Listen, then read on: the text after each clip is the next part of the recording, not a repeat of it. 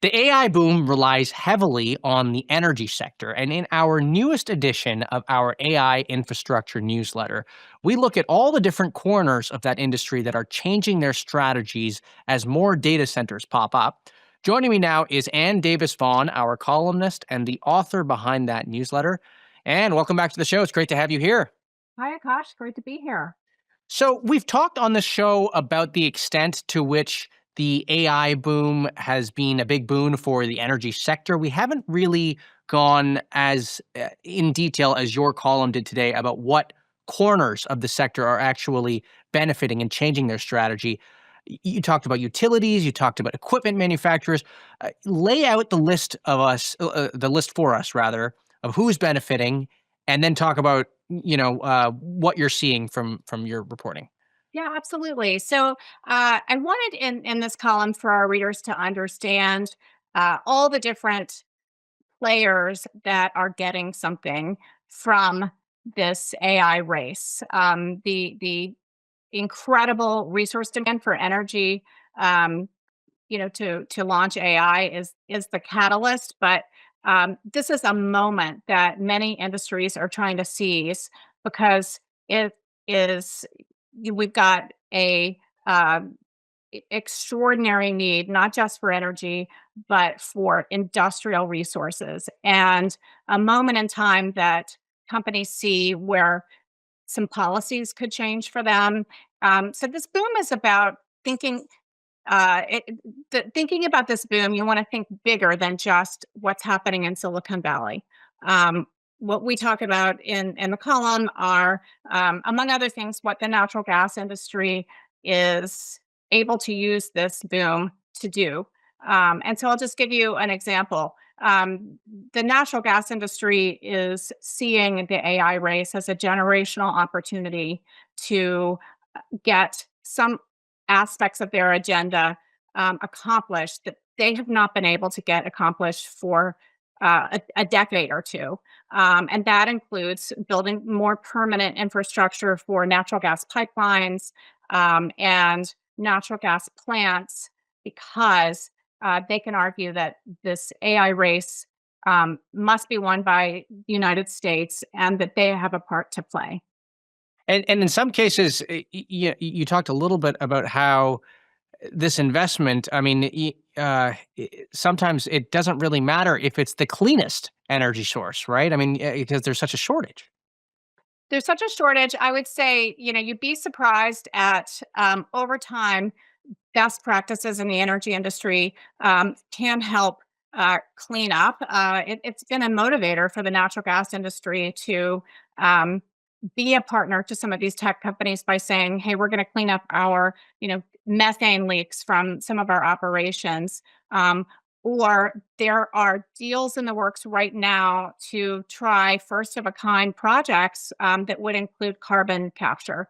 So uh, that's one industry that is benefiting and seeing their moment. Clean energy companies are seeing their moment because we need so many different energy sources, and different regions of the country will be able to use energy infrastructure in different ways. Batteries are absolutely booming, especially in Texas, as a backup and a pairing to solar. And entrepreneurs in those industries are seeing incredible investment, despite what you might hear about the Trump administration's policies not being as supportive.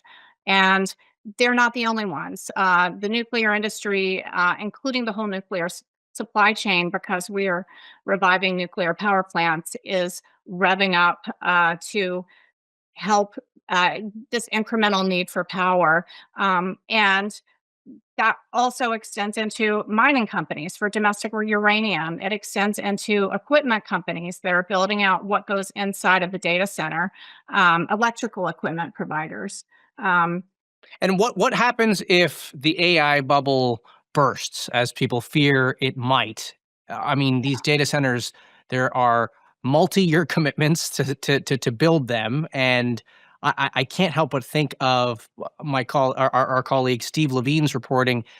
We have an entire database dedicated on the information website to the gigafactories that popped up to make these. I think it was the batteries for the electric vehicles and the materials, stuff like that. and some of them are just, I mean, they're just shells now. I mean, they've been gutted, or in some cases they didn't even get going. What happens if this investment goes away? Yeah, yeah. I mean, you're seeing some battery companies pivot into utility power. So there's a few interesting things about this, Akash, because the industries that I wrote about in my column think in terms of decades in terms of their projects, and they're trying to help an industry that is thinking in a 12 to 18 months time frame, and how quickly can they achieve what they're trying to achieve with their, getting some sort of product revenue with AI.